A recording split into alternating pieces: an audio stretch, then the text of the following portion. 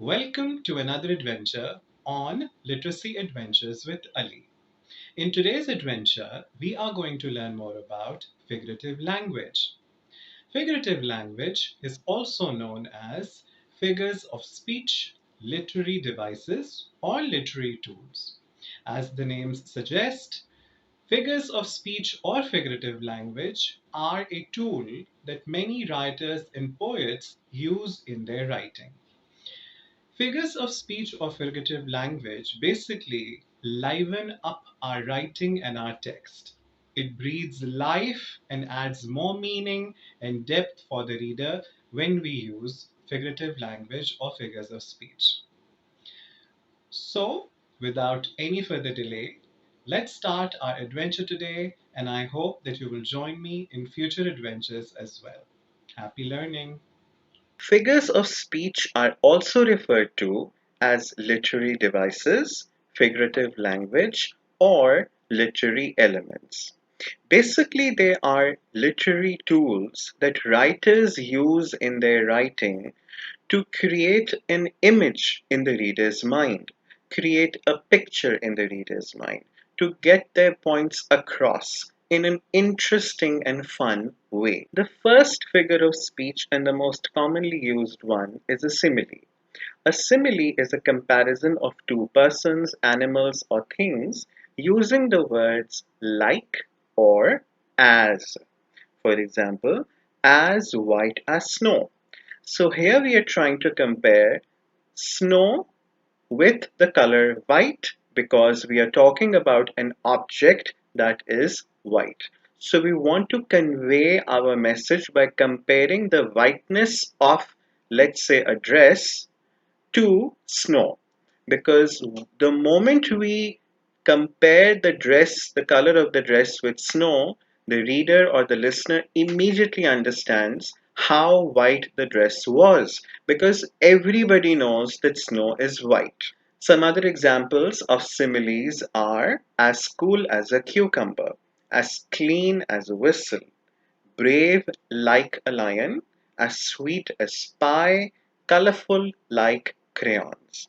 The next figure of speech is a metaphor. A metaphor is a comparison that says one thing is something else when literally it is not. For example, time is money. His brain is a computer. She is a walking dictionary. Sam is a bookworm. My little brother is a teddy bear. Her laughter is a gentle song. So, the basic difference between a simile and a metaphor is that simile uses the word like and as to compare, whereas a metaphor does not take help of either of those two words, and instead it says that one thing is actually another thing. The next figure of speech is an analogy. An analogy compares two similar things to make a point. It is basically a creative way of creating an example so the reader or the listener understand what you are trying to say in a simple, easy, and fun way. For example, a tree is to a leaf as a flower is to a petal. Finding my car keys is like finding a needle in a haystack. So, the moment you say finding my car keys is like finding a needle in a haystack, everybody knows a mental picture is formed the moment a reader reads it or a listener hears it. They form an image in their mind of a haystack in which they're trying to find a needle. So, they immediately get what you are trying to say, they get the point. Some other examples are you're so uncoordinated that you remind me of a baby giraffe. So, the moment you mention a baby giraffe, the listener or the reader immediately understands how uncoordinated you are because the baby giraffe is falling all over the place when it's still a baby. Life is like a box of chocolates. You never know what you're going to get. Reading that suspense novel was like riding on a roller coaster. So, a roller coaster has ups and downs, so the listener or the reader immediately understands what you are trying to say. That there were several climaxes and ups and downs in the story that they were reading. The next figure of speech, and also extremely commonly used, is an idiom. An idiom is a phrase or an expression which means something different from its literal meaning. These are basically famous English phrases which should not be taken literally. They're not meant to be taken literally, and there are hidden meanings behind them. For example, to have your head in the clouds. To have your head in the clouds means to be daydreaming. To spill the beans means to reveal a secret. To throw in the towel means to quit or give up.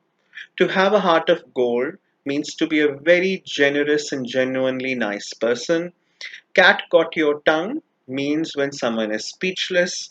And icing on the cake means when there is already a good situation and something makes that good situation an even better situation.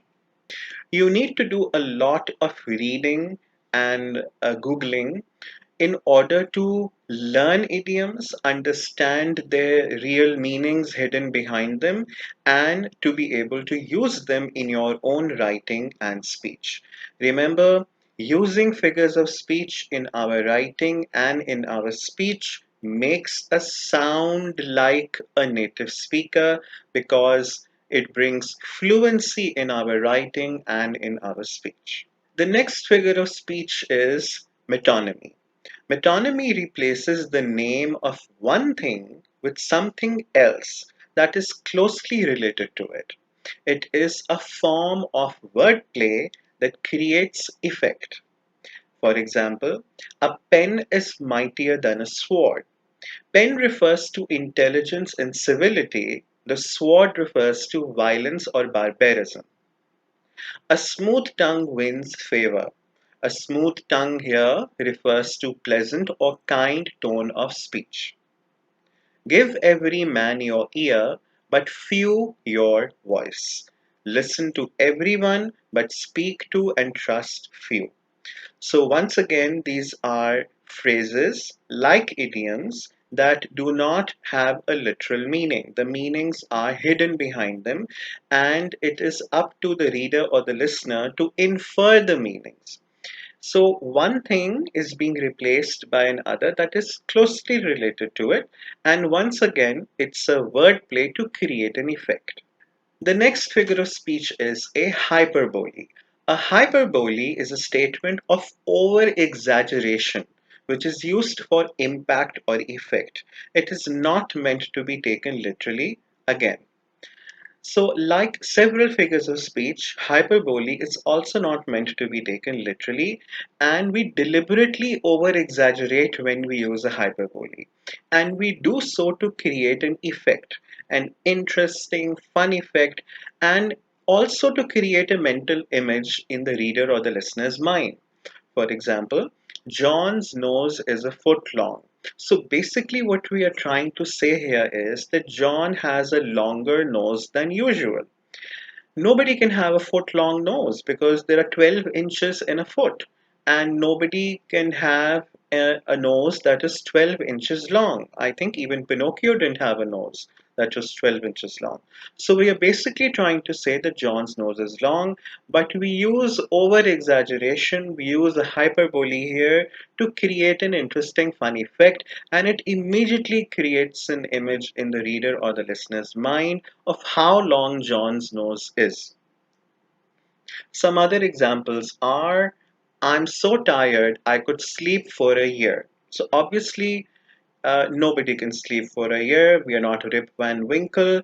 We have to eat. We have to go to the toilet. We'll get bed sores if we sleep for a year. So there's no literal meaning here. It's just to say that I'm so tired that I could sleep for a very long time.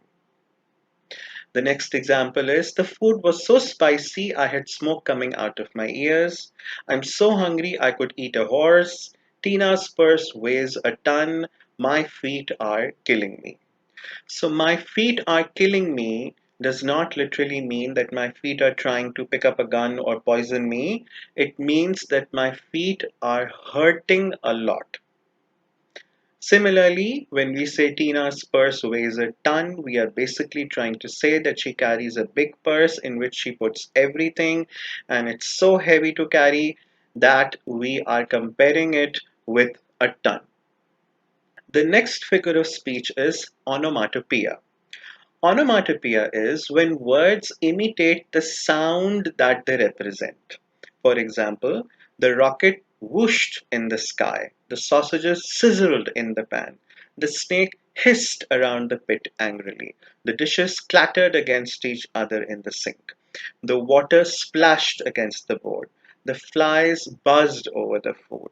So, for example, when we say the duck quacked in the pond, so all of the sounds that are related to objects and things and animals, sometimes even human beings, the sounds are known as onomatopoeia. So imagine saying the rocket flew in the sky, it would not have the same impact and effect. So when we say the rocket whooshed in the sky, the sound of whoosh gives the reader or the listener a clear mental image and a picture of how fast the rocket was and the sound that it made in the process of shooting in the sky. The next figure of speech is personification. Personification means giving human like qualities to animals or objects. For example, the engine coughed its last breath. Of course, an engine does not have the capability of coughing because coughing is something that is reserved to human beings or animals only. So, the meaning that is hidden in this sentence is that the engine was so old and it was so out of order that it coughed its last breath when we tried to turn it on. So it just died. It was just done and over with. It was an old engine that did not have any life left in it at all. Similarly, the sun played hide and seek with the clouds. Opportunity knocked at his door. So, opportunity does not have the ability to come and walk on its 2 feet and come and knock at your door. But opportunity knocked at his door means that he was presented with a chance, with an opportunity to do something. My computer throws a tantrum at least once a day. A tantrum is reserved for babies only. It's a term that we generally use to describe how little children or toddlers misbehave or cry or stamp their feet on the ground when they don't get what they want. So, a computer does not have the ability to throw a tantrum. So, what we mean here is that once a day, every day, my computer either hangs or slows down and acts or misbehaves terribly. The remaining sentences are: the stars winked down at me, the wind whistled through the corridor. So, in all of these sentences, we are giving human like qualities to non living objects or animals. The next figure of speech is alliteration, and quite an interesting one at that. Alliteration means same sounding words. Alliteration is used across many different spheres in the world. Some companies choose alliteration to keep their names. For example, Krispy Kreme, Dunkin' Donuts, Coca Cola, and PayPal. So, all of these company names, brand names, have alliteration in them. They have the same sounding words. The first word and the second word both start with the same letter and have the same sound. Sometimes newspapers use alliteration to write their headlines, and they do so to attract the reader's attention and to make their articles fun. For example, worldwide what? So, worldwide and what are all alliteration, they all start with the letter W. Sometimes alliteration is also used by big companies for advertisement because once again it attracts the reader's attention and it makes it look like fun. Look at the McDonald's advertisement here that says Big Beefy Bliss. All B's and all same sounding letters. Alliteration has also been used as tongue twisters for centuries. For example, here is a very famous tongue twisting rhyme which is known as Betty Botter's batter. It says Betty Botter bought some butter, but she said the butter's bitter. If I put it in my batter, it will make my batter bitter. But a bit of better butter, that would make my batter better. So she bought a bit of butter, better than her bitter butter, and she put it in her batter. And the batter was not bitter. So it was better Betty Botter bought a bit of better butter. The next figure of speech is a paradox. A paradox is a sentence that appears self contradictory and expresses two conflicting ideas, but in a way which makes sense, reveals a deeper meaning, and a circular reasoning. For example, the beginning of the end. It was the best of times, it was the worst of times. It was the spring of hope, it was the winter of despair. The enemy of your enemy is your friend. I can resist anything but temptation. The next figure of speech is an oxymoron. An oxymoron is a term that combines two opposite or contradictory terms to create a new meaning. For example, bittersweet memories, jumbo shrimp, deafening silence, plastic glasses, silent screams, or a working vacation. The next figure of speech is irony. Irony is a statement that says something which is complete opposite to the reality of the situation. It may express humor, frustration, or anger. For example, the fire engine caught fire, which is an irony because the job of a fire engine is to put out fire. The pilot had a fear of heights. A pilot's job is to fly airplanes at immense heights, so it's ironic that a pilot would have a fear of heights. The police station got robbed because the job of the police is to catch robbers. The marriage counselor has filed for divorce.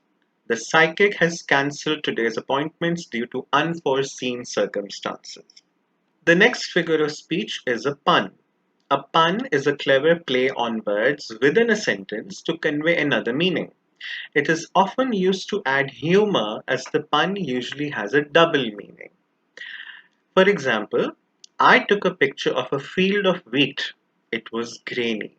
So this is supposed to be funny. There is underlying humor in this sentence because wheat is a grain, which is why when the writer writes, I took a picture of a field of wheat and it was grainy, it's supposed to be funny and it is a play on words. What did the duck say when the waiter gave him the check?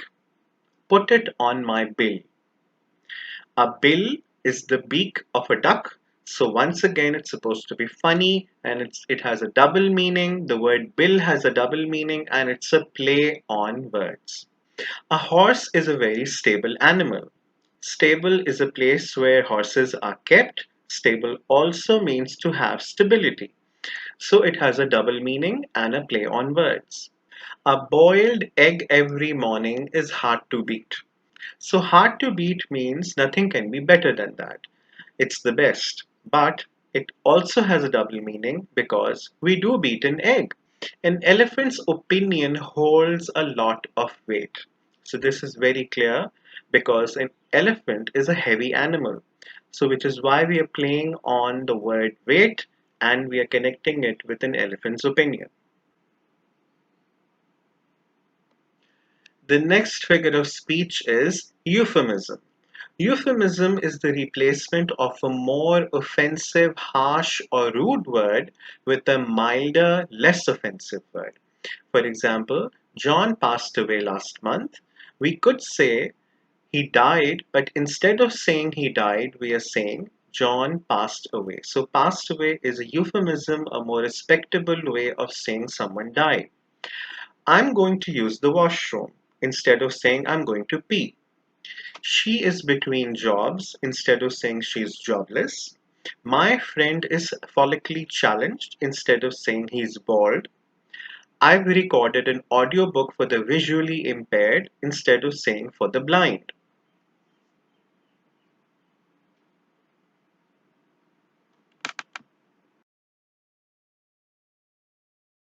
Thank you for joining me in today's adventure. If you like this video, then please subscribe and like and hit the notification bell. If you want to know more about me, then please check out my bio in the About section of my channel. If you want to contact me for conducting training sessions, then please send me an email at the email address shown on the screen.